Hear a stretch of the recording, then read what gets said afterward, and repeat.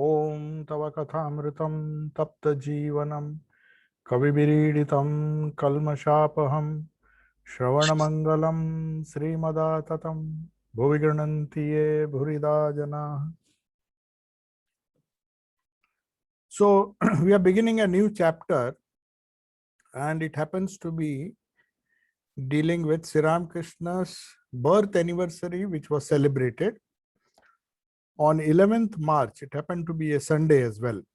And that is the day when normally M used to visit, because he was working in Morton School as a principal. So Saturdays and Sundays, you will find most of the conversations are on Friday, on Sunday and Saturday, unless there was a holiday. So this Sunday, it happened to be Sri Ramakrishna's birth anniversary in 1883. That is just 3 years before he took Mahasamadhi. So he was still in Dakshineshwar. He had not shifted to Shampapur or Kashipur, which he did when he was very sick. And the intimate disciples of Thakur have all assembled to celebrate his birthday with him. So this morning, I mean that morning on that day, devotees have been coming by one to the temple garden. The shrine of the mother Bhavatarini faces the entrance to the temple garden. Those who have been to Dakshineshwar, they all know. The shrine it faces the entrance to the temple garden. So there were many entrances. Of course, now there are many entrances. And you have to pass by a Nat Mandir, where normally there is a Nat Mandir in front of the main temple. And that is where the Prabhati Rag, the early morning Rag, was being played beautifully in the Nat Mandir. Shehnai is the instrument. So in Prabhati is a morning raga. It's a type of melody. It's just a tune that just before the puja and all those things begin, there's a tradition of playing Shehnai. And after the Mangal Arti, after the early morning Arti of the Divine Mother, they play this before the puja. So it is spring, and all the creepers and trees have clad themselves in new leaves. So the beautiful description is given by M, describing the nature around the temples. As you know, now of course they are trying to plant some trees and make it green. They've removed many shops and other things. But the original Dakshineshwar was like a jungle, though it was now it is part of Kolkata. But in those days, it was almost on the outskirts of the main town or city of Kolkata. So naturally, it was, if you go to Panchavati, people were afraid to go there because it looked like a haunted place. A few 100 meters from the main temple was the beautiful garden, which was full of shrubs and trees, and Thakur liked isolation. So it was a wonderful atmosphere for him. He could, though he was living in the city, he was far away from the city. And whenever he meditated, especially because some of the places, the Bale tree, and some of the places where some worship was being done, the Kutia, the Advait, where he did his Advait sadhana, if you go to those places, it was very, very quiet. And no, people used to come to the temple, but they never went inside that jungle, especially the Panchavati. Though now, if you see, it's all open, people are just crowding everywhere. But in those days, it was all silent. But that's why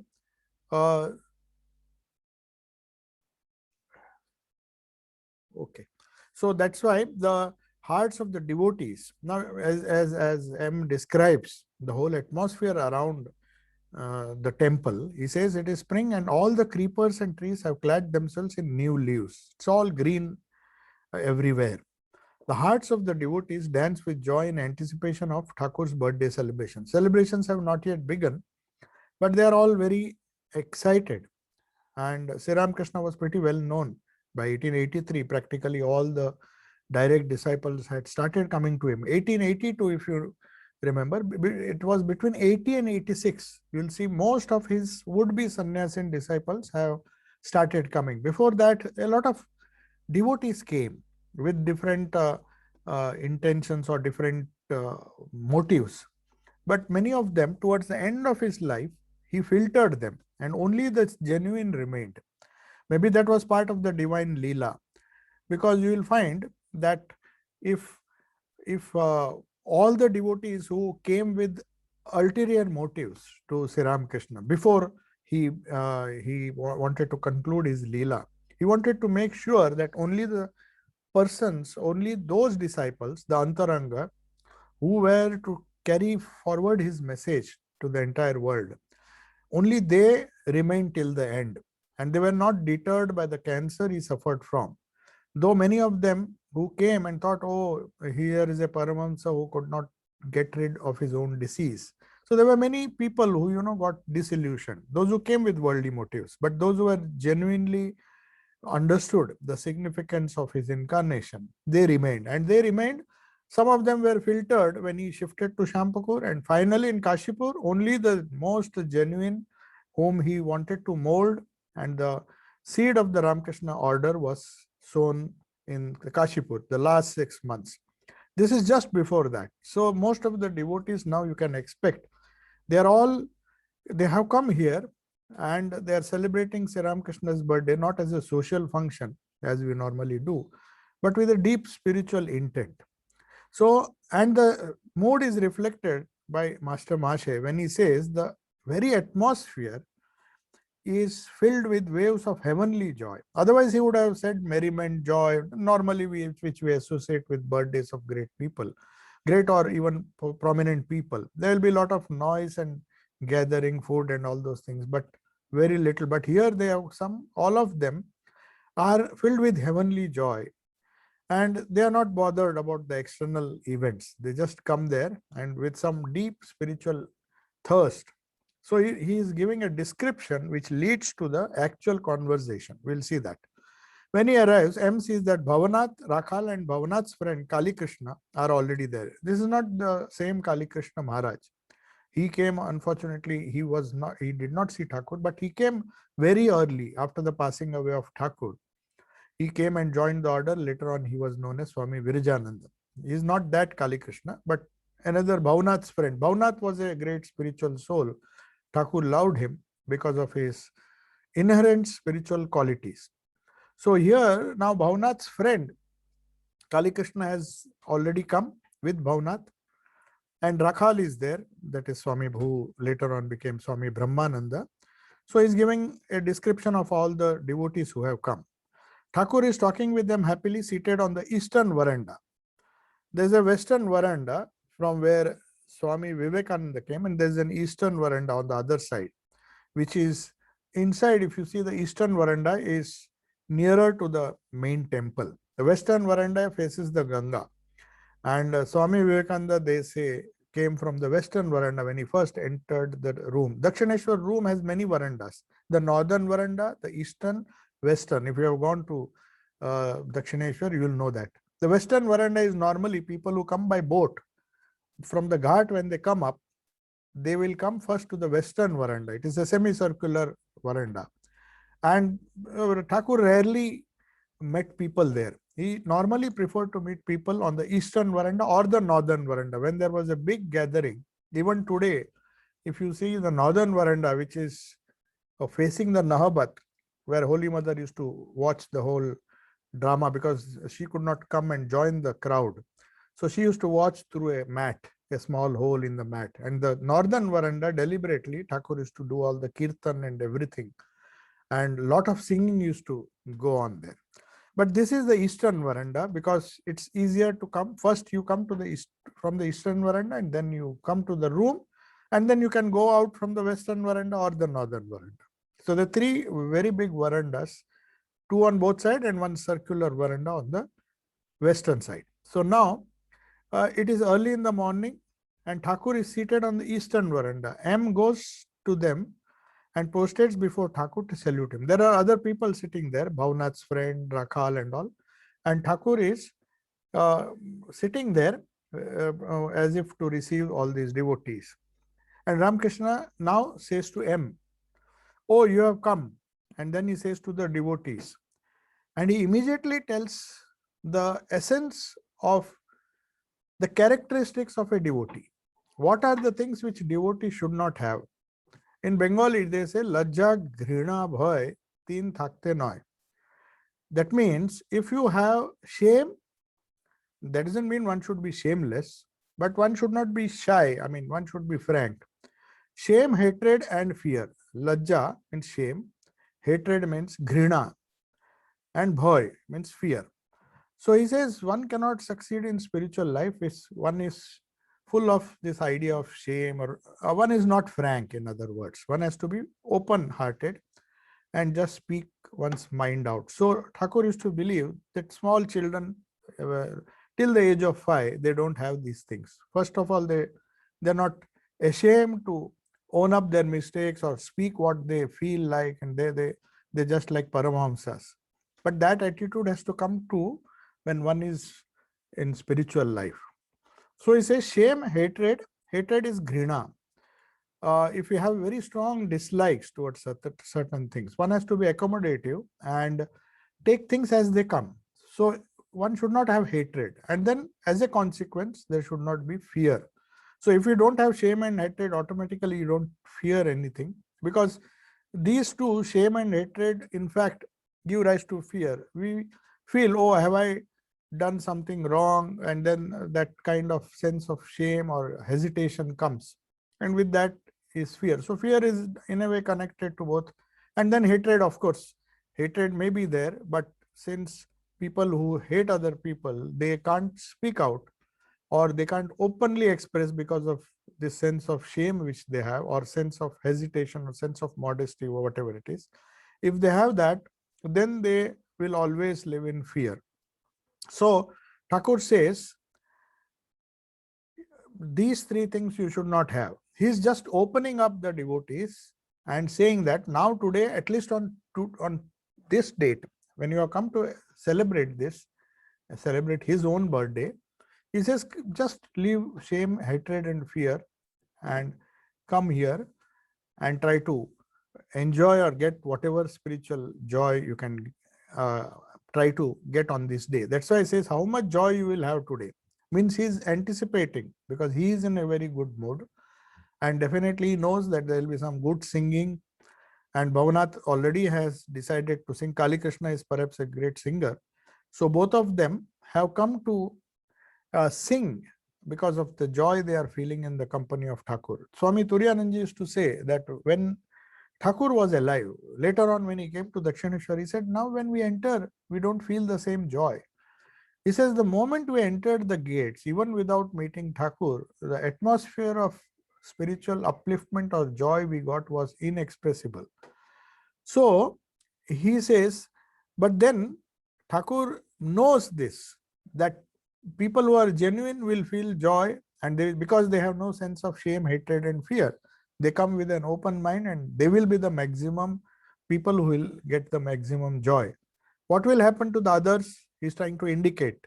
He's trying to open them up, and says at least now, because this is not a worldly place, here you can be relaxed, leave all your problems behind, come and enjoy. That is the idea.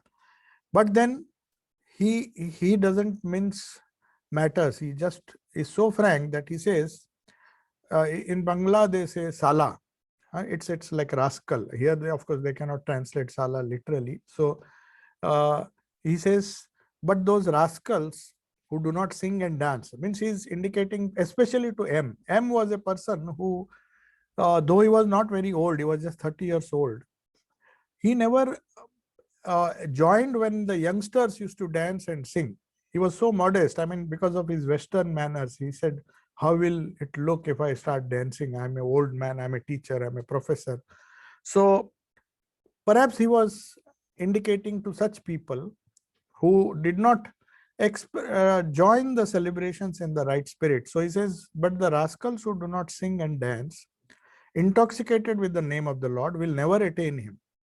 So he's giving them a warning that, you see, now you have come here, just forget all your shame, hatred, and fear, and just think about God when you come here.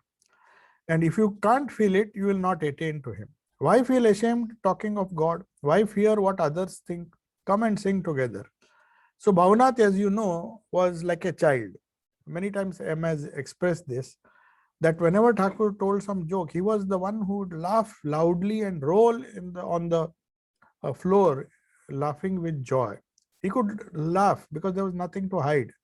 And Thakur loved this young childlike nature of Bhavnath, and see how joyful Bhavnath is. So he used to point out to M, especially to M, the so-called Western educated people who hesitated, who thought perhaps it's not a sign of good manners to just sing. But Thakur was never like that kind of attitude. So he said, why feel ashamed of talking about God? Why fear what others think? Come, let us sing together. So Bhavnath starts singing. And the song is, I think it's a Brahmo composition. But anyway, the song is, blessed is this day so full of joy. We are together spreading your true religion in Bharat. Perhaps it was composed addressing Thakur, addressing the Leela of Sri Ram Krishna. Those, some of the, I think maybe one of the singers. Every heart is your abode. Everywhere your holy name is taken. The community of devotees are singing your glories. Lord, we want neither wealth, nor friends, nor fame. We desire nothing. Men and women all pray to you with a longing heart. O Lord, we have taken refuge at your feet. Why fear? Why fear death? And shouting victory, victory to you, we have attained the mine of immortality. Now, Sri Ram Krishna listens. This is a song which I think has been composed for this particular occasion and referring to Thakur especially.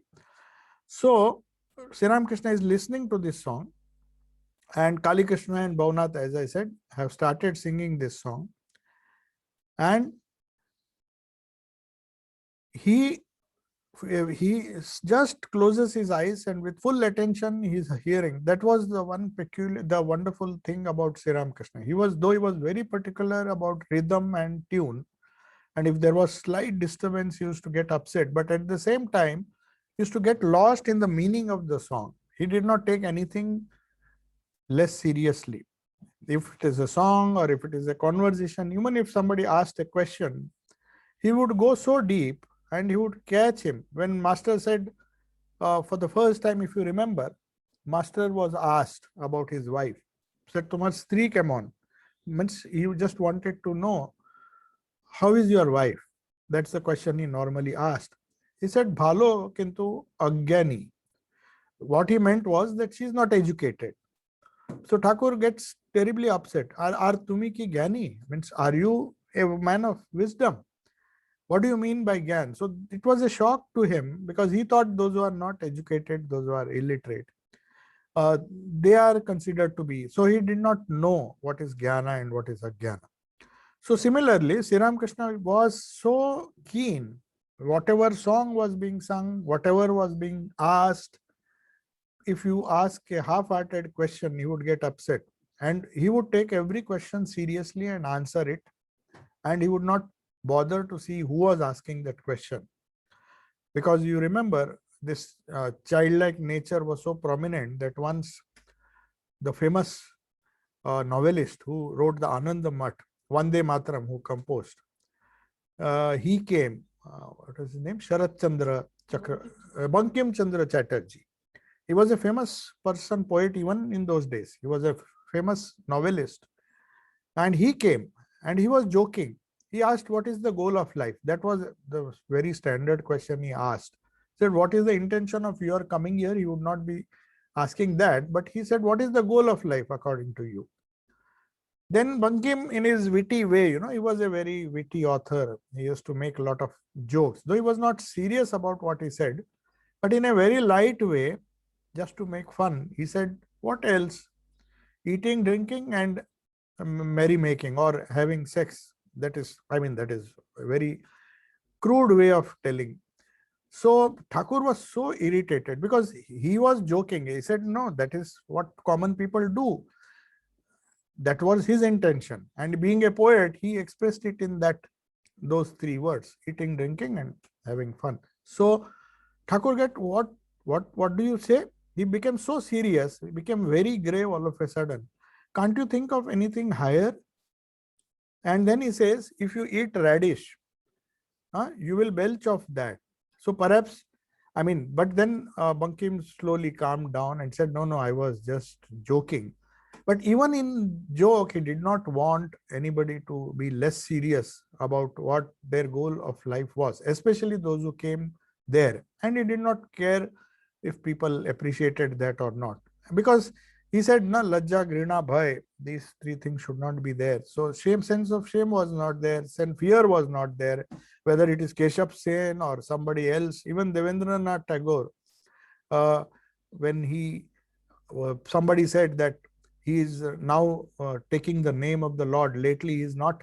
Earlier, Devendranath Tagore, who was a Brahmo founder, one of the founders of Brahmo Samaj, he used to do a lot of preaching and other activities. But of late, he was taking the name of the Lord and spending more time in spiritual practices. So somebody came and said, nowadays Devendranath is taking a lot of, he's spending his time doing meditation, he's become very serious. So instead of keeping quiet, knowing fully well that Devendranath is such a great figure to speak anything about him, but Thakur was so open-minded and so frank that he said, if he doesn't take the name now, when will he take? He's become so old now. And then he says, listen to a story. So then he says, a person was performing Durga Puja, and normally in Durga Puja, the main item is feast and having good food. But this old man performed puja, and he was a rich zamindar perhaps, and he used to feed everybody with goats and and people used to come only for the feast. Maybe they were not interested in the puja. But of late, he has stopped feeding people with all this non-vegetarian food, which used to attract. Then said, nowadays people don't come because there is no feast. Then Thakur said, later on somebody asked him, why don't you do? Then he said, because I lost my teeth. To eat non-vegetarian food, you require a lot of strong teeth. Since he could not eat himself, he thought, let us make the puja simple now.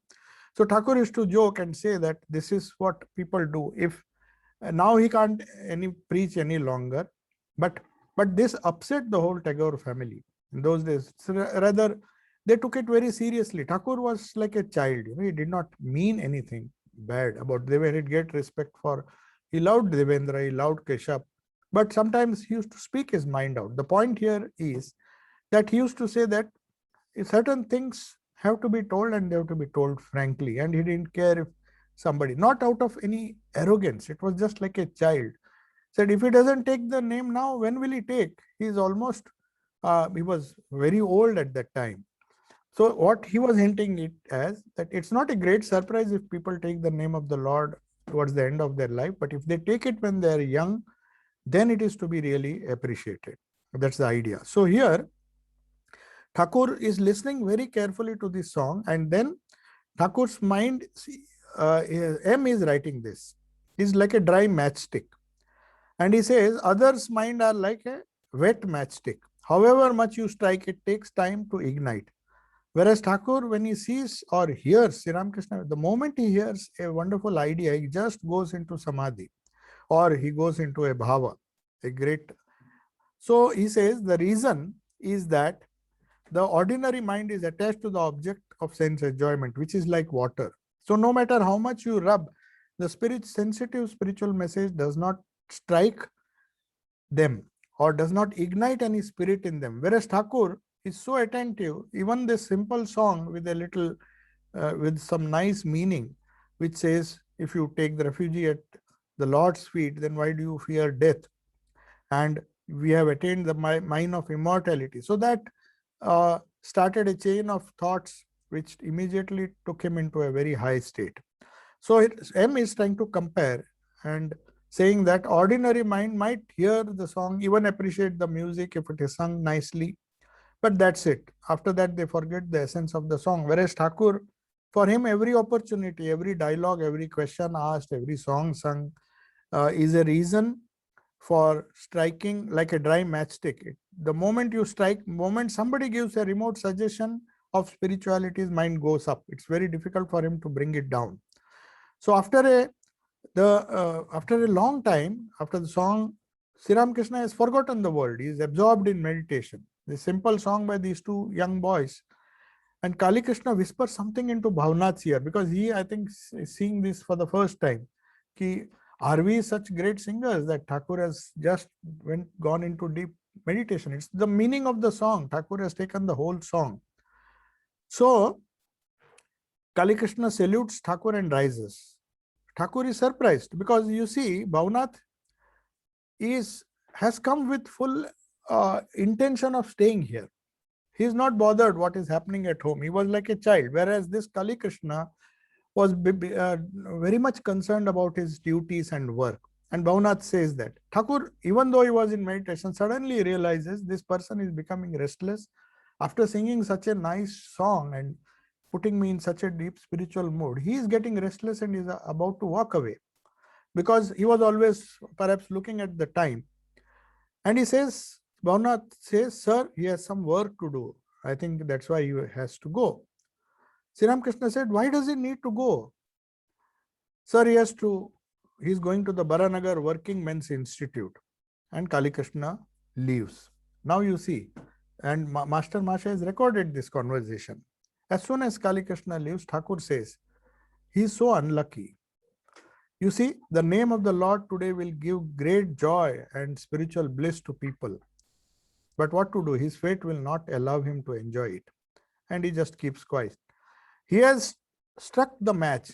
It was his singing that gave samadhi, and he doesn't even have the patience to get the benefit of that. But Thakur says, and in spite of that, Thakur is so much concerned. He said, why is he leaving now? He could have definitely enjoyed so much. Songs will go on. Thakur was in a deep spiritual mood. It was his birthday. And he says he's unlucky. Anyway, it was between 8:30 and 9 in the morning. Thakur was not feeling well on that day. And he did not take a dip in the Ganges like he did every day. Every day he used to take bath. But because of the fever, that day he did not go. He asked for a pitcher of water for his bath, and that is brought to him on the eastern veranda. So Thakur takes his bath and devotees help him. As he bathes, Thakur says, keep a jug of water aside. He pours the water on his head last of all. Sri Ramakrishna is taking great care today. He doesn't want to pour more than a jug full of water over his head. Perhaps he thinks that if I fall sick, the whole fun will not be there. After his bath, he chants the name of Bhagwan in a very, very sweet voice. Thakur, putting on freshly laundered clothes, he goes south through the brick courtyard to Kali shrine. A devotee or two accompany him. He constantly repeats the name of the Divine Mother. His eyes, half closed, look like the eye of a bird hatching eggs. Now, this is a picture which Sri Ramakrishna wanted to be painted for him. He asked M, and finally, I think it was Ashwini Kumar Datta who made a painting for him. M said, I will try to get a picture, but he was not so sincere.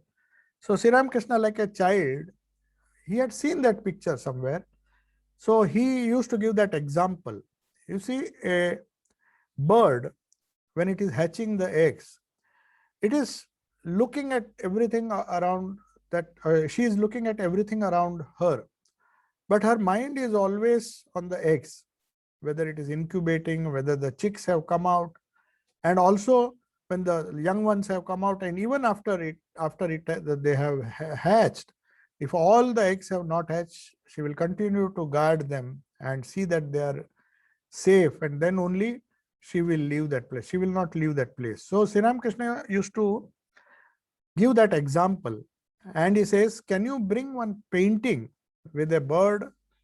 He says that bird's eye, there is that peculiar look of some inwardness, some deep meditative state. What was the meditation? For the bird, the meditation is the own children in the eggs.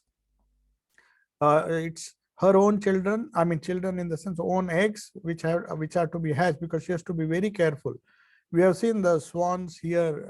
If you see, there are so many nests. They now and then they get up and turn the eggs so that it's equally warm from all the sides. So much care it takes for weeks together to hatch the eggs.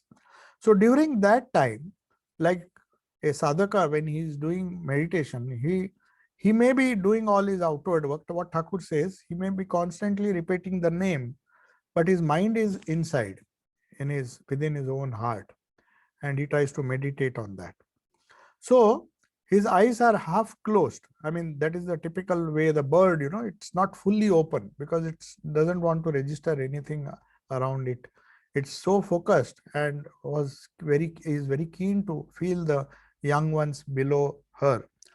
So he had that painting made and he had it framed, and he used to always, I think that painting is still there. It was in Dakshineshwar. Thakur had it made and Ashwini Kumar Datta had it painted for him. Reaching Mother Kali shrine, then, but here M is, because M was told by Sri Ramakrishna many times that this is a painting which he likes. He says, constantly repeating the name, his eyes have the expression of that bird who is hatching her eggs. So see the observation of M. He is here to create a word picture of what he sees around him. And his concentration is so much. That is why he was chosen as the chronicler of the gospel. Many others tried, but Sri Ramakrishna told them that's not your job. Because he had a penchant for details.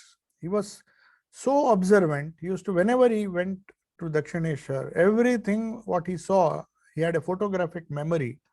And he used to go to his school, get some quiet time when he went and had some quiet time.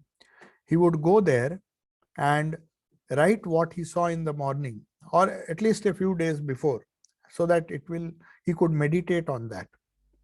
Lastly, and then it is not time for formal worship. So, but Sri Ramakrishna never followed any rituals or any kind of procedure. The formal worship he was not concerned in the main puja. So Hriday or others had taken over puja from him. He was no longer a pujari. So he did not bother about the formal worship. It is still not the time for formal worship, but he offers flowers and sandal paste at the feet of Mother and then brings them to touch his own forehead. So he had access, of course, he had access to the main temple. In those days, they never locked it. There was not such a big crowd. So he just goes, informally offers the flowers and touches his own forehead with the offered flowers. Lastly, he brings the mother's flowers and leaves and touches it to his forehead. Then he says to Bhavanath, take the green coconut which has been offered to Mother Kali. So he feels that he should not go without taking some prasad. Thakur then goes towards his room through the brick courtyard.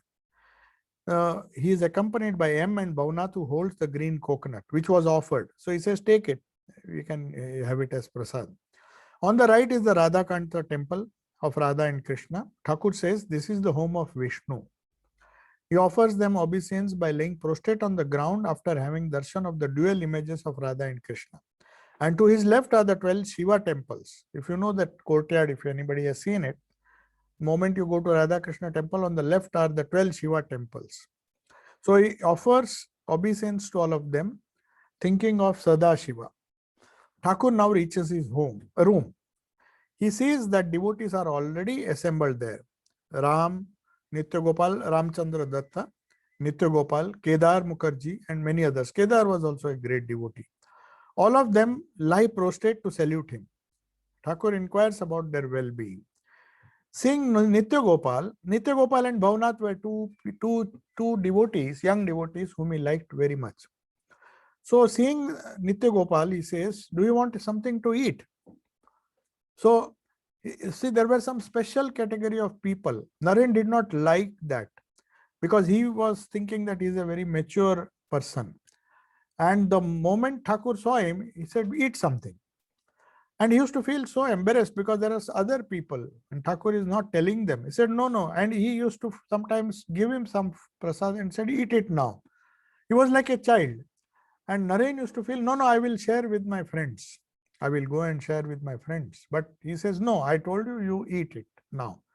So also Nitya Gopal comes and Thakur, like a child, he has an attitude of a child. You see, M is observing this. Nitya Gopal is not married. He is 23 or 24 years old. He is generally surcharged with ecstasy. He sometimes visits alone, at other times in the company of Ram. Sri Ramakrishna loves him because of his ecstatic state.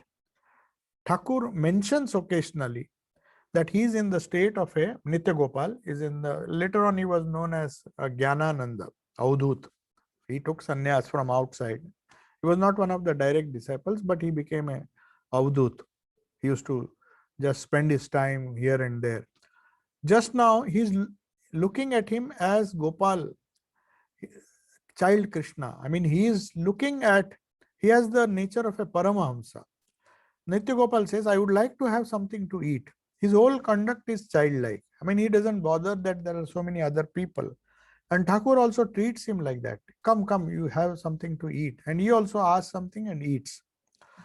Now, after eating, Thakur takes him to the semicircular veranda in the western corner of the room near Ganges. He talks to him. A great woman devotee, 30 or 32 years old, occasionally visits Sri Ramakrishna. She has great devotion to him. She has also great motherly affection for Nitya Gopal because of his wonderful states of mind. She often takes him to her house. So Nitya Gopal, Sri Ramakrishna is very careful. He doesn't want these young people to visit these women. He said, do you visit her? Then Nitya Gopal in a childlike way says, yes, I do. She takes me home with her. Sri Ramakrishna says, beware. Go to her once or twice, not very often, or you will fall. A holy man must remain very far away from women. Everybody has a fall in their company. So the devotees all listen to all this. And M says to himself, how strange. Thakur sometimes says that this devotee is in the state of a Paramahamsa. And Thakur has made such difficult rules for the conduct of holy people. He runs the risk of downfall if he associates himself with women. If he doesn't have such an high ideal, how can one be liberated? That woman is unique in devotion. Now I understand why Sri Chaitanya awarded such hard punishment to younger Haridas. So, how hard the rules for a sannyasi and what love Sri Ramakrishna has for this devotee. Lest some misfortune should befall him later on, he promptly cautions him in advance. The devotees are struck dumb. This grave warning is heard by them all. Now Sri Ramakrishna has come with the devotees to the northeastern veranda of the room.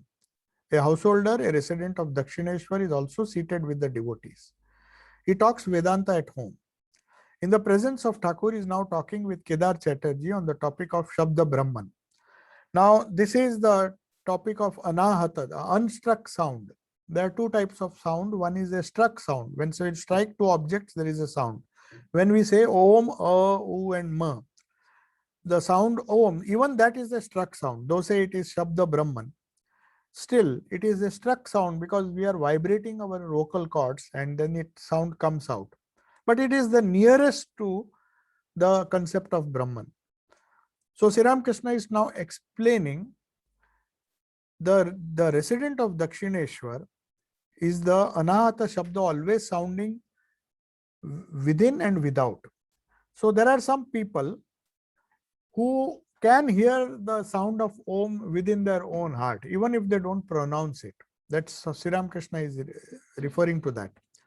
This sound alone is not enough. There is something indicated by the sound. Can I derive pleasure from your name? Unless I see you, it cannot be, the joy cannot be 100, I cannot be 100% happy. So he says, repeating Om and trying to hear it in the Anahata form, the unstruck form, it's totally different. Only when the sound of Om comes from within, you will really appreciate the beauty of this Shabda Brahman. Then Sri Ramakrishna tells Kedar, oh, I see his belief is like that of the Rishis. The Rishis said to Ramchandra, Rama, we know you are the son of Dasharatha.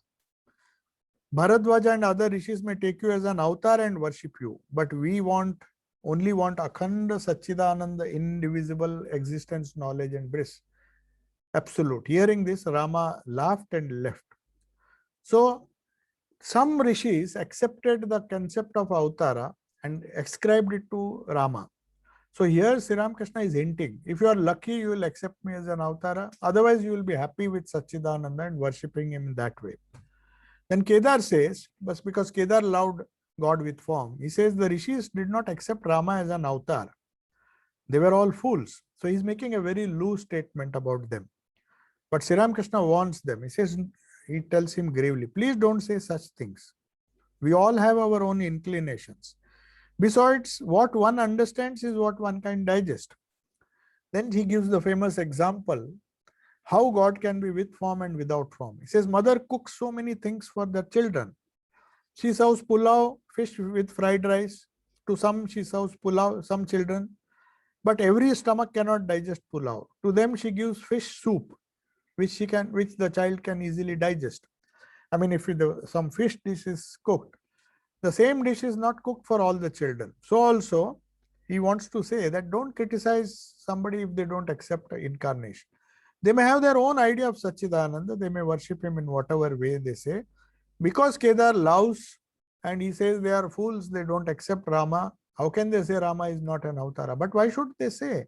Should everybody accept Rama as an Avatara or Ramakrishna as an Avatara? No. So he says, the other hand, devotees seek the Avatara to enjoy his love, to see him. The darkness of the mind is dispelled by his grace. The Purana says, when Ramchandra entered the council hall, it was as if 100 suns were shining at the same time. That is the feeling. Those who saw him, those who recognized him, even in the 10th chapter, Vishwarup Darshan Yoga, Sri Krishna shows that form to some of them. So many people had assembled, but he says, I'm giving you the divine eyes, and he shows the Virata Swarup or the Vishwarup Darshana only to Arjuna, Sanjaya, and a few others who were lucky. So he says, they want, when Ramchandra came, the Purana says, Purana which believes Sri Ramchandra was an avatar of God, he says, people could see, if they were lucky to see that as if 100 suns were shining. Then why were the councillors not burnt? If 100 suns shine in a room, what will happen? The answer to this, Sri Ramakrishna says, is that his light is not physical light. So when Sri Ramakrishna had his first vision, you see, people think it is the physical light. Of course, in the movie, you have to show it like that. He takes the sword and tries to cut his own neck if you don't give me darshan. The first darshan Sri Ramakrishna had of a mother was not her physical form. That's what people believe. He saw her in a human form or in a divine form. No. The first vision, in fact, was, he describes it. I felt as if some light was coming. Now, that was not a physical light. It is very bright. It was so overwhelming that he simply loses consciousness and the sword falls and he also falls and he is in a deep spiritual state. So that is why he's saying that light is not physical light. Though the poet says it is like 100 suns shining at the same time. But if 100 suns shine with the burning power, then all will be reduced to ashes. So the lotus of the heart of all councillors opened their petals. I mean, that is what they describe. That's why when we meditate on the Ishta, we believe that when the lotus, the 8-petaled or whatever petals the Guru has told you, when you meditate, it is drooping. But as you see the Ishta more clearly, the petals try to come up. I mean, they assume the real form like that of a lotus. And the lotus opens its petals when the sun rises. That means when you have a real vision of God, then you see the shining form of your Ishta. And that light is not, it may be as bright as a million suns, but it doesn't burn you. It's a cool light. And the heart of all the councillors, means who are sitting in the palace, when Ramchandra used to come, they used to get that feeling as if some bright light is entering. So Sri Ramakrishna is talking to the devotees as he stands there. Suddenly, he is describing this, and then his mind is withdrawn from the external world and plunges deep within. Now, M assumes the lotus of his heart has opened up, he says. He now goes into deep samadhi. The lotus of Sri Ramakrishna's heart is opened in samadhi, having the vision of Bhagwan. He stands as before, but now he has become like an inanimate object. You know, M has observed, written once, that Dr. Sarkar even went and took the stethoscope and other things, saw the heartbeat stopped, everything, all the signs of a dead person when he was in samadhi. So he's like an inanimate object. He's simply frozen. And his medical science could not explain that. And M was wondering what happens, how can a person survive? But as some of the Ayurvedic doctors used to say, the Udana Vayu still is left in the other four Vayus stop. One of the Vayus prana, that means your breathing stops totally. So the lungs don't function, the heart doesn't function because the circulation stops. Then how can a person who has no prana come back to life? But they say if you touch the head, the Sahasrara, the head, there is a little heat still there. So Udana is the anti-gravity force, one of the 5 pranas which keep a person alive. So that forms the vehicle. When a body leaves, when a soul leaves the body, all the samskaras, only the other 4 pranas, they merge into Prakriti. One prana attaches itself with the mind and the sanskaras and takes the subtle body away. That's how death is described in the Upanishads and Puranas. So Sri Ramakrishna, they used to, even if he is in a frozen state, for all biological purposes, he was like a inanimate object. But the head used to take a little ghee and sometimes see whether he is still alive, because it's so difficult. Medically, it was so difficult. He goes into a very deep samadhi and he looks like an inanimate object. But his holy face is radiant and smiling. If you see the famous pose where he is standing, Hridaya is supporting him. If he had not supported him, he would have fallen down. But the face, if you see, that Franz Drouac has painted that picture, you can see the wonderful, beautiful smile and the bright eyes. Though the eyes are closed, but it is half open. They are half open. And the face is radiant and smiling. This has been observed by M here now, though he is totally like a statue. None utters a single word. The devotees watch him intently. They have never before seen this unique image of love or enjoyed the sight of samadhi. After a long time, his samadhi breaks. Now, can you imagine? Medically, Dr. Sarkar was not able to even believe that such a phenomena could happen, because he went and checked the pupils also. They were also, like that of a dead body. His heartbeat was not, he could not touch, he could not feel the heartbeat and pulse, and everything is gone. Then suddenly Sri Ramakrishna takes a long breath, and that means he's just coming back. The Udana Vayu, now all the pranas have become active as it were. And he repeats now because to function now the breath has to start, the lungs have to start working, as if you are on a ventilator or something like that. And the whole body starts functioning. And as though the nectar flows from every letter of the word. And whatever he utters at that time, he keeps on saying Rama, Rama again and again. So this was a phenomena which M has observed. I think many times he has described this, because when he saw it for the first time, he could not believe his eyes. Then he discussed it with Mahendralal Sarkar, who also would not believe. If not for this, he was an atheist. He believed in science more than he believed in God. But when such a phenomena was taking place in his presence, and when he checked everything, there was no other option but to just believe what he saw.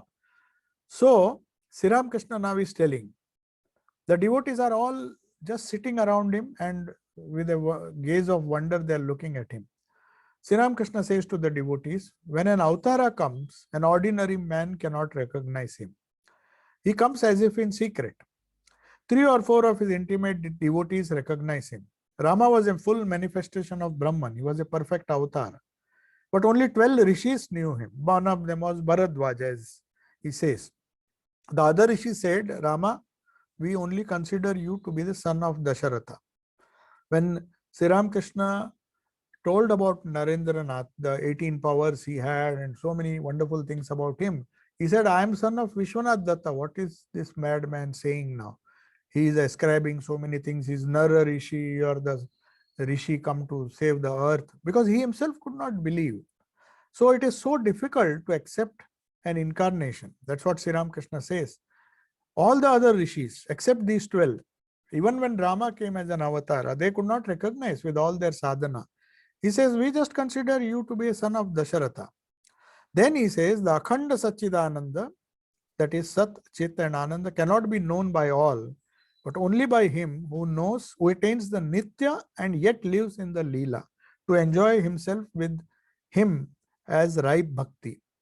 The the Prema Bhakti, as it is known, Chaitanya Mahaprabhu said only a few have that capacity to understand the Nitya. Most of Thakur used to give that example, a person climbed a wall. He saw there was a wonderful party going on the other side. Four friends were going.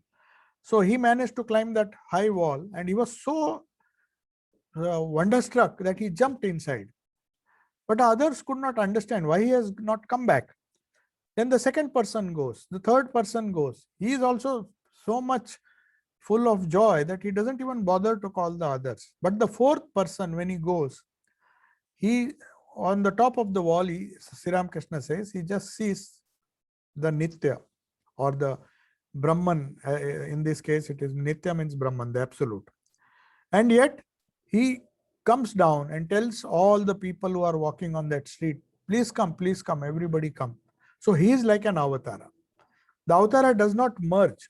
Sri Ramakrishna went into Samadhi, but he came back to explain to the world that there is a wonderful world which I have seen, and you just come. He likes to take people with him. So he is giving a hint that he is like that fourth person who is not happy to realize the truths himself, and he comes back. So he says, only after you have seen the queen in the foreign land, England, that is what they believed at that time, you can describe her work and anything else about her. I mean, he wants to say that if you have realized that Brahman, then only you can come back and tell what it is. So you have to accept the Nitya and also come back and accept the Leela. But most of them don't come back. So here he gives the example. Somebody describes us about the queen. Queen was, in those days, she was considered to be the supreme monarch ruling over all the colonies. So naturally, everybody respected the queen. So Sri Ramakrishna says, just as you have to go to England to see the queen, and then you can come and tell her what she looks like and all. But before that, you can't describe her glory, her work, and all those things. Bharadwaja and others prayed to Rama in these words. Rama, we know you are that Akhanda Satchidananda Brahman. You have now manifested in the form of Rama. In fact, it is with the help of your Maya that you have appeared as a human being. As Sri Krishna says, the Prakriti and Maya binds a Jiva, but it cannot bind the Ishvara or Lord himself. He uses Prakriti to bind others, but not himself. So he says, we know that you have bound yourself so that you can enjoy the Leela as a human being. And that's why you have appeared as a human. They knew the secret. So he says, you have come, the same Satchidananda which other rishis are worshipping, and perhaps they might even get into that state of Nirvikalpa Samadhi. But he says, we know that you have reached the Nitya, or you are part of the Nitya, you are Nitya, the Brahman himself, but with the help of your Maya, you have created an illusion that you are a human being, and we worship you as such. We don't worship you as a human being. So Avatara or any god, even the stone symbol of Shiva Linga, when we worship, we can't say that we are worshipping a Shiva Linga. We are worshipping the infinite Satchidananda, which we want to see in the form of that Shiva Linga, because we like that symbol. So also when we consider these avatars, if we worship them as human beings, no doubt he behaves like human beings. He has the compassion, he has love. We think he's our dearest, nearest, like our father, mother, everything. But still, in the heart of your heart, you should know that he may be as a father to me or a mother to me. He may take care of all my worldly needs, because Prakriti, through his Maya, he may also help me with my worldly things, some of the essential things which enable me to protect me, to save me. But at the same time, he is none other than the Satchidananda Brahman, and in that respect, he can give me the highest mukti also. Bhukti and mukti. Bhukti means bhoga. Bhoga, whatever is necessary to lead a normal life in this world, and at the same time, get me mukti at the end of it. Now, the devotees sit wonderstruck listening to this doctrine of Avatara. Some of them say, what a wonder. He who is called Akhanda Satchidananda in the Veda who is beyond mind and speech, that being has manifested himself before us as a man 3.5 cubits. Since Sri Ramakrishna himself is saying this, it must be true. Actually, this is what M is feeling, because he knew whatever Sri Ramakrishna said was true. It has happened. And he could even by mistake not speak an untruth. Were it not, this great man would not have gone into Samadhi just by repeating Rama, Rama. Undoubtedly, he has been seeing Rama's form in the lotus of his heart. So that is what he proved when he told Swami Vivekananda at the end of his life, even now you are doubting me. He who was Rama and he who was Krishna has come in this form as Ramakrishna. So that feeling, that chanting of Rama, the singing of glory of Rama's name, and uttering the wonderful nature of Rama as described in the Puranas, he sees the form of Rama in his heart, in the lotus of his heart, and when it opens, he himself goes into Samadhi and attains to that state of, he sees the Sachidananda. He said, otherwise, how can this Samadhi be explained? So all these things he says, and finally there is a new incident which begins now. Konnagar, many devotees of Konnagar arrive, singing kirtan to the accompaniment of khol, Indian drum and cymbals. Manmohan, by now many other people, Konnagar is not very far from Dakshineshwar, they come and they sing the kirtan of the holy name. Sri Ramakrishna is still seated in the northeastern veranda and he is intoxicated with divine love. He also sings and dances and goes into Samadhi. Then he again goes, this day is his birthday. The devotees look upon him as Gauranga himself standing before him. And sometimes Thakur is in the inmost state of Samadhi, and sometimes he loses all external consciousness. At other times he comes down and he dances in a semi-conscious state. When in full consciousness like Gauranga, he joins the devotees in singing these hymns. So Sri Ramakrishna stands in Samadhi as garlands around his neck. A devotee holds him for fear he might fall down. Other devotees stand around him and sing kirtan to the accompaniment of cymbals. His eyesight is fixed. He faces westward. His beautiful moon-like face beams with divine love. The devotees gaze at this image of joy for a long time. His Samadhi ends. It is meal time. After a while, the kirtan also ends. And as usual, they say religion cannot be had on an hungry stomach. The devotees busy themselves in serving Sri Ramakrishna and enjoying the meal themselves. Yeah. So let us conclude now, and if there is some question, I will just see in the chat. Namaste Swamiji, I need, okay, now it shows Sri Ramakrishna always maintains his philosophy, Jotomat Tatopat. Has he ever broken the rule? Why should he break? He didn't make that rule. He stood, his life was a embodiment of Jotomat Tatopat. So how can he break his own rule? That's why Swamiji said, you cannot limit Sri Ramakrishna. If you limit it, you are limiting his life, his philosophy.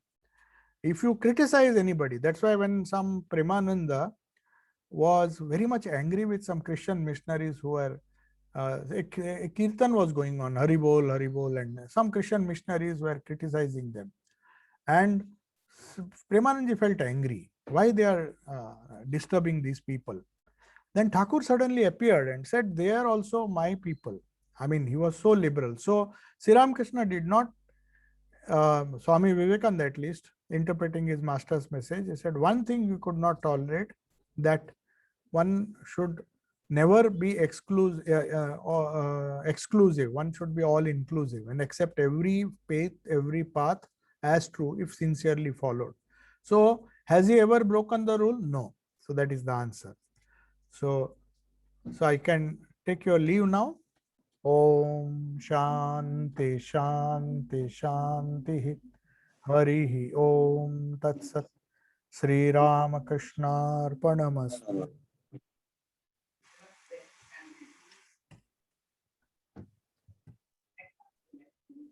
Thanks, Swamiji. Namaste.